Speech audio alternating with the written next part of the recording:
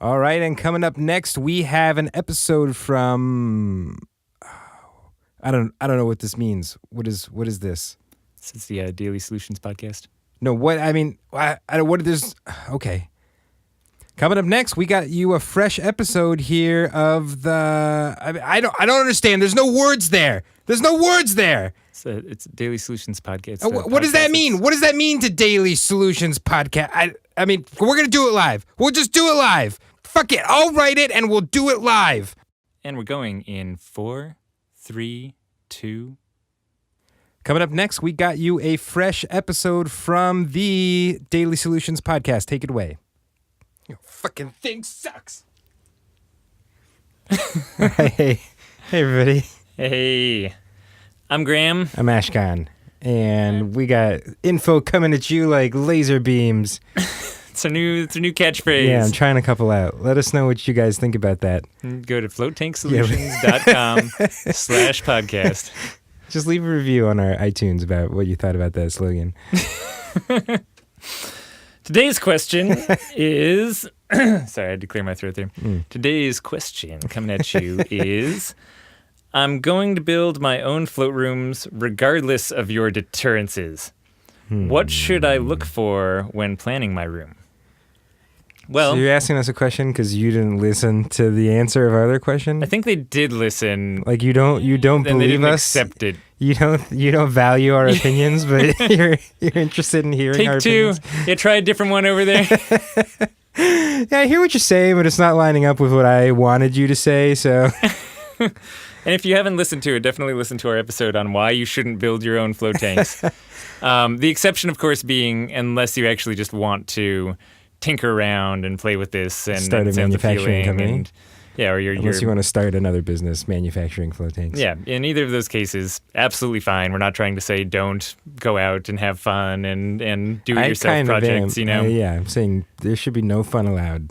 Wait, what? That's been my stance this whole time. I don't know how that's your new slogan across. You're trying there? Yeah. Welcome to Daily Solutions. The no fun zone. You don't need to leave a review for that one on iTunes. Just let that one rest. Yeah. So A, I do think it's cool if you play around with things and build them, but it's not easy. Just because you want to tinker with something doesn't mean that's an appropriate decision in a commercial business facility. I'm saying non-commercial tinkering. Okay, we're changing the scope here. Yeah, this person's just building a float tank because they don't say. We're making all kinds of assumptions with this question, you know. So, but that's where I'm just saying I like building people building float tanks. If you want to build a float tank in your house, you go for it. Or if you want to build a tank and you want to spend years doing research and development because you want to be a manufacturer. Yeah, go for it. But even that's going to be kind of world of pain. But yeah, go for it, you know. But if you want to build float tanks for your commercial center, which is what our previous episode was about. Yeah. Don't go for it. Don't go for it. No, it's bad. It's scary. People who do tend to regret it really bad. All right. Well, clearly this person is not going to be deterred. They didn't listen. We have a 20 minutes of us bantering. Go back and listen to that one again. But, okay. Yeah, so you're going to build your own float tank. Regardless of what we say or do. What should you do to not screw it up as bad as you will screw it up? Yeah, what should they be? What does it say? What should I look out for when building my room? Good insurance? I mean, so let's start with the fact that the whole sanitation systems are complicated. Yeah. There's just a lot to know to build one properly. So the first thing I would look out for is thinking you know enough to do this. This is gonna be hard. I would very carefully research all of the sanitation equipment before buying anything, because this stuff usually is it's a system where the components interact with each other. And so if you're just like, cool, I got the pump figured out and I bought my pump, and then you start buying other things, you may realize that, in fact, now that you know a little bit more about the other components, you really want a different pump, or vice versa. And so really figure out every piece of what you're trying to get before you start just buying any of it, because they're all going to have to work together and make sense as a whole rather than as individual pieces. Yeah, and I mean, also keep in mind that it's really hard to find good suppliers. Yeah. You know, like it's even for things like building your tubs in the first place. You know, if you are doing something fiberglass and you're going to be kind of making a mold for your different rooms, not only do you have to pay the entire cost for doing that mold, but you need to make sure you found a good fiberglasser, which is really hard to do without Super having hard. some experience. You know, I mean, we know of several lawsuits that have happened in the float industry over fiberglassing specifically, just because it's such a hard thing to get right. Like, you really need people who know their stuff. And at the scale that you're doing, finding huge commercial professional fiberglassers to do it is going to be difficult. So, I mean, then you're talking about researching different materials, which may or may not held up over time, or, doing a short run fiberglass and hoping that things work out okay. So, but that is the next step, is figuring out where you're going to source your tub or make it or what you're building it out of. Yeah. I would also say don't trust pool and spa people. I've said this before, but if you're trying to build don't a trust sanitation anyone, in system, fact. yeah, really, not even us. She got that part down. But like, if you're trying to build a filtration system and you go to someone who builds pools and spas, I'm not sure they're going to have the right set of knowledge to inform you well enough on what you'd actually want to do for float tanks. There are just differences. So that's another thing I'd look out for. Like, don't just buy equipment from the pool and spa world. There's pieces on there and materials used that will not hold up to the salt water. And if you want to hear us rant more about that specifically, we have another great episode on doing your own repairs and things like that for float tanks. It's kind of like this question junior, I guess, just not on as big a scale. So, don't trust what anyone says, but do your research anyway and find out what as many people say as possible. Or buy a filtration system from a manufacturer. Yeah, and buy a tub from a manufacturer. Yeah. Okay, so another one that's really difficult is the control system. Now that you have your pumps and your tub that now it's that going into. you've messed up all the stuff that are the hard big components. Now you got to mess up the little electronics and stuff. And so that stuff is really difficult because a lot of it it's not just kind of pre-stock stuff. At least with the filtration system, you're buying equipment and connecting it with pipe, and it doesn't get too much crazier than that. But then you have to build kind of a brain for the system that has to communicate all this stuff. And then the trickiest part is having to control that somehow. Somehow from your lobby, you have to be able to run your pumps and turn on music and have some ability to run your system. And even though I should say the brain gets insane itself. You need totally silent relays. You need often actual air relays going into the thing. You need to make sure that you're dealing with some serious currents as well. We're talking about 240, and it's not the smallest piece of engineering to actually make something that can handle all of that well and kick everything on when it's supposed to kick on, and in some cases actually even scale up the motor of the pump so that it's coming on not just immediately full force, and a bunch of other little things like that, so... And you're in a wet environment, These control boxes are often just sitting right above the filtration system. So everything also has to be totally splash proof. Yeah, and make sure that all of your electronics are not going to get sprayed with salt water.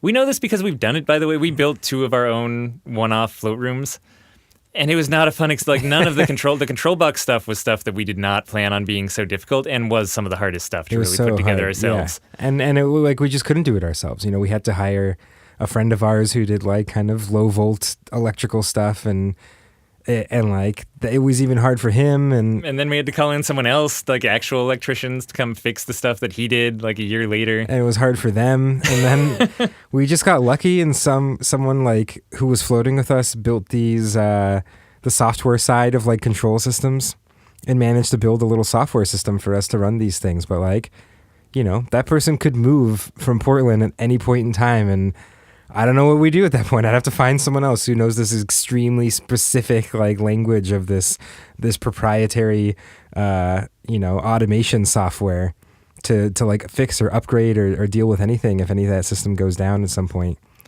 Yeah, so look for talented floaters around that can help you. But even that's not good advice. Or look for things that are generic.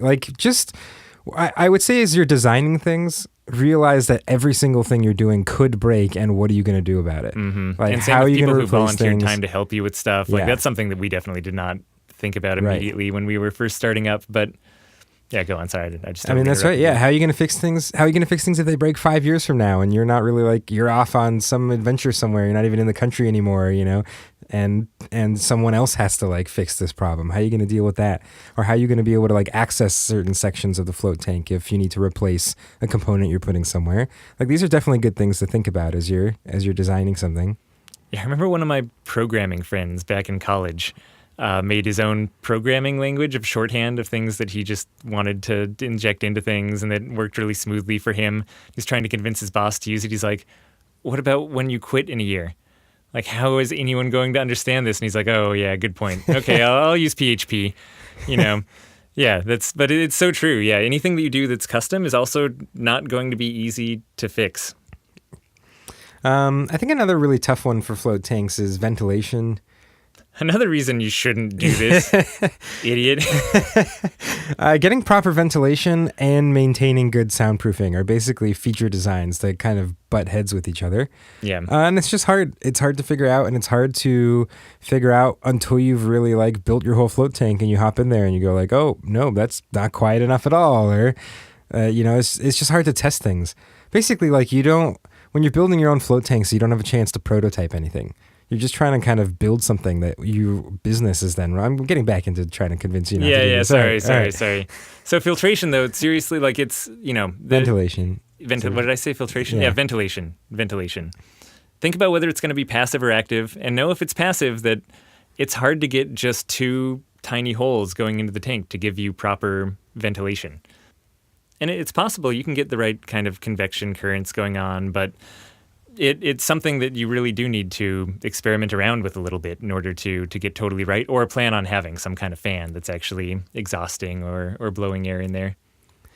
And I think another thing to keep in mind is health department regulations. I mean, check in, make sure if you're building a float tank, you're not going to build it and have them be like, why, none of this is going to pass. Like often they want just the level of documentation that's going to be a bunch of work for you to like write up the schematics and the manuals and stuff like that they're going to be looking for. Or, that's just work that manufacturers have often already done. Yeah, for sure. Legal approval was a really good one to throw in there for things to get for the float room. Actually kind of shocked we didn't think of that as the first one. Heaters, whether you're doing inline under tank heaters, when we built our kind of custom tubs for our float tanks, they're really oversized. We did 7-foot by 8-foot big open rooms. And we used under tank heaters initially, and the weight of the float tank just, we think, crushed them and damaged the connections, or salt water got in or something happened. But it's a good lesson that you don't really know what's going to happen to a lot of the things you install. And in the end, we did inline titanium heaters just so that we could have something to heat the tanks without tearing them totally out. But, planning from the beginning for both is probably not bad. If one system gives out, then the other one can kick in. And in the case of under tank heaters, you don't know unless you really plan ahead what that huge weight of water and salt sitting on top of the heaters that you have is actually going to do to the connections. And really just like plan on this tank not functioning all the time for a while. It took us like almost a year from when we were like, we did it. We built our own float tanks to the point where they were actually like up and running continuously.